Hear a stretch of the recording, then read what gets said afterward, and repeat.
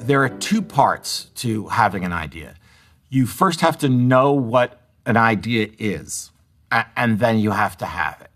An idea isn't, I want to write about surfing. Okay? I'm surfing. I'm going to write a movie about surfing. You don't have an idea yet. You have you know where to park the trucks by the beach. You can write exterior beach. There's a lot of waves, but you don't have an idea. You don't have an idea until you can use the words but, except, and then, things like that. It was a normal day like any other day when all of a sudden I went to the beach to go surfing, and the surfing was great, but then you don't have the idea until that happens.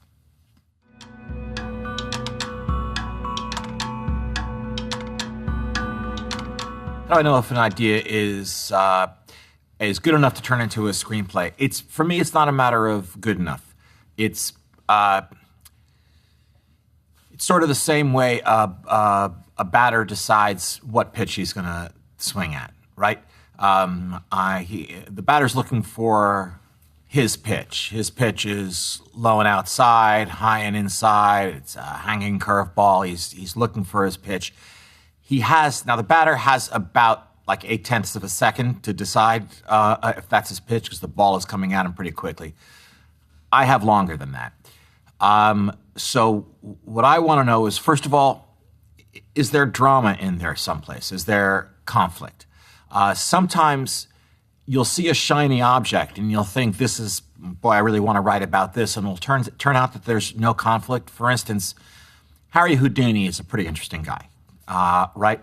And a lot of people have tried to write about him, but kind of unsuccessfully, because it turns out that this very interesting guy really didn't have much conflict in his life at all. You would think that somebody who locks himself in a box and goes 200 feet underwater and that kind of thing would have conflict, but he didn't. Basically, he did a trick and got out, and then he did the next trick and he got out, and he was happily married. He died under strange circumstances when he was in his early 50s, I think. But that's not a great pitch to swing at. With The Social Network, I saw a 10-page book proposal, and buried in that book proposal were these two lawsuits that was going on. And when I saw that, it's not like I could picture the whole movie in front of me or anything, but I just knew that was a pitch that I could swing at. I've never signed on to anything where I was able to see it, and it was just going to kind of come out in the typing. Everything has been a long climb. But what you're looking for is intention and obstacle. You're looking for conflict, and you're hoping that, generally the conflicts that I write about are ideas. It's usually not robbing a casino that has the greatest security system in the world. It's usually a conflict of ideas, and what you want is for the competing ideas to be equally strong. By the way, going with the baseball batting metaphor, if in baseball, if you get a hit once out of every 3 times you go to the plate, you're going to the Hall of Fame. If you only fail 2 out of every 3 times you step to the plate, you're going to the Hall of Fame. Roughly the same in movies. You can see that really good pitch. You can swing hard at it and miss. There are plenty of times that I've seen a pitch, and if not totally missed, then kind of fouled it back into the stands. As a matter of fact, I have never written anything, not a movie, a play, or a single episode of television, that I don't badly wish that I could have back and write again. It's particularly true with the newsroom, with the series on HBO.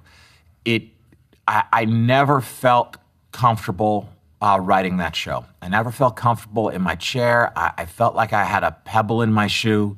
I could write a good scene. I could write a good couple of scenes. I could write an almost good episode, but I just could not, for some reason, put it together to write the kinds of episodes I thought that I was going to write when I first saw the pitch coming at me.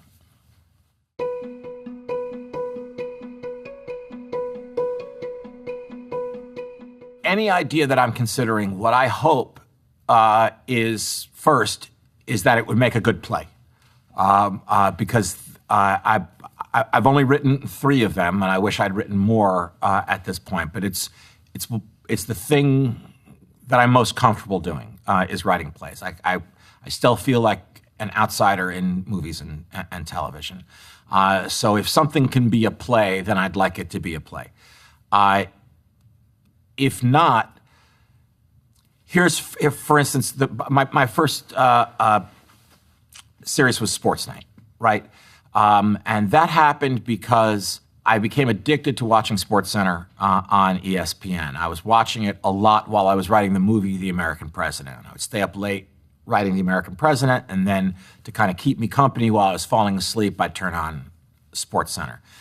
And I was watching it, and I thought, well, that seems like a really fun place to work. That you could like make friends there, and you could meet your girlfriend there, and I'll bet it's just a lot of fun. And I'd like to write about that place. But all of the stories that I was thinking of, and I was thinking of that as a feature, that it would be broadcast news but set at ESPN.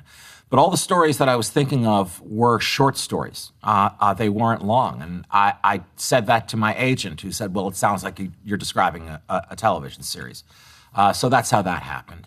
And so generally, if it's the place that you're attracted to, whether it's the White House or a newsroom or a cable sports show, if it's the place that you're attracted to, that's a TV series. If the characters, metaphorically speaking, die at the end of the story, if there's no more story after that, then it's a feature.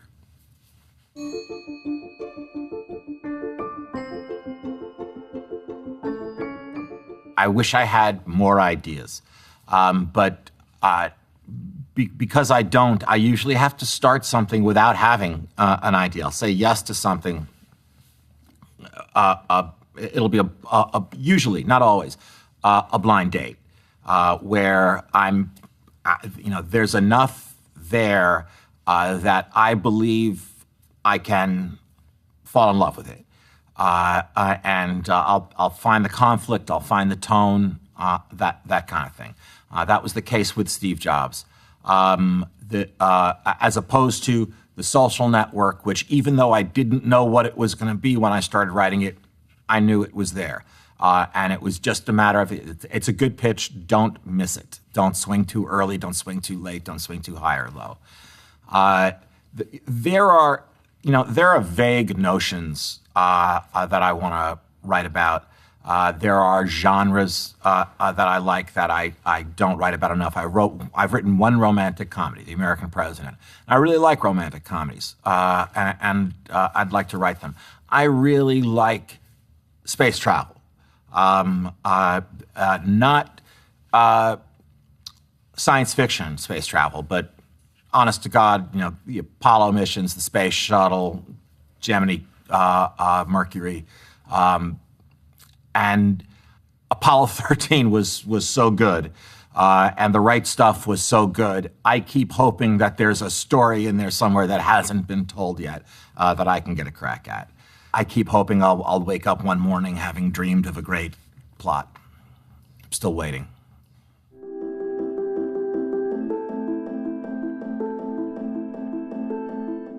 If you are a new screenwriter, you've already got a lot of heavy stuff in the backpack that you're carrying, and this is all new to you, and it would be great if you could start off doing something where a number of the problems have been solved.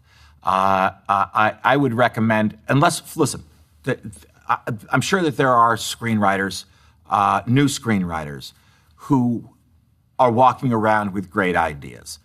I have a hunch, I can't say this for sure, I've never asked him, but I have a hunch Quentin Tarantino was born with great plot ideas in his head. It's just what his movies feel like to me, that he was able to see the whole thing before he typed fade in.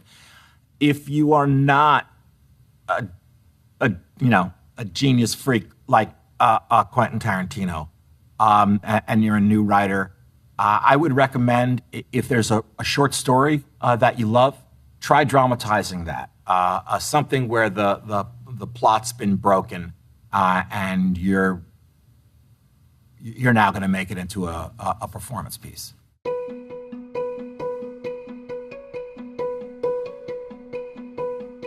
Well, that was that was quite a ride, The American President. What happened was I had just done A Few Good Men with Rob Reiner, and we wanted to do another movie together, and we wanted to do another Washington-based movie together. And Robert Redford heard that that's what we wanted to do. And for about a decade, maybe a little bit longer, Robert Redford had been trying to develop a movie for himself where he got to play a widowed president of the United States. We all had a meeting, Rob Reiner, Robert Redford, and myself, and he pointed to a carton of scripts written by about a dozen different writers or writer-directors, scripts with titles like The President Steps Out, the State of the Union, the President Elopes, things like that. And I had never read any of these scripts, so I have no idea whether they were good or bad, but they had, for whatever reason, been rejected by Robert Redford. Anyway, Redford pointed to the box of scripts and said, just pick anyone out of there and rewrite it for me. And I said, I'd really rather not do a rewrite at this point. But I have to tell you, I love the casting idea of you as a widowed president of the United States. How would you feel about my just going off and writing a script where you play a widowed president of the United States? And both Redford and Rob Reiner agreed that that's what we would do. I started writing this character, Andrew Shepard, and the people around him. And listen, most screenplays are about 120 pages. Mine are longer because mine have more dialogue than action, and dialogue takes up more room on the page and less time on the screen than action, which takes up less room on the page and more time on the screen. So my scripts in those days were running 140, 150 pages. Now they're 180, 192. I just wrote a 201-page script. But this one, the first draft of The American President, was 385 pages long. I delivered it to the studio in a shopping bag. And the reason why it was that long was because I really fell in love with the sound of my own voice. I really liked pretending to be the president. In this 385-page script, we never even meet the Annette Bening character until like page 110 in this thing. So I delivered that very long draft of the script, and Rob Reiner was incredibly patient, and he said, listen, I think what we should do is this story with the female lobbyist. I like that, and we can kind of cut away everything else. Those things that got cut away became the first ideas for The West Wing. Anyway, just to finish the story, at the 11th hour, Robert Redford dropped out for reasons that are unimportant. We were very lucky that Michael Douglas wanted to step in and do it. So what happened was I found a conflict between Andrew Shepard and Sidney Ellen Wade, the lobbyist. And Once you've got that, once you've got the conflict, once you've got the intention and obstacle, it's like a taut clothesline that you can hang everything else on. You can hang comedy on there. You can hang, if there are points you're dying to make, you can hang them on there. But building that taut clothesline is the most important thing you're going to do.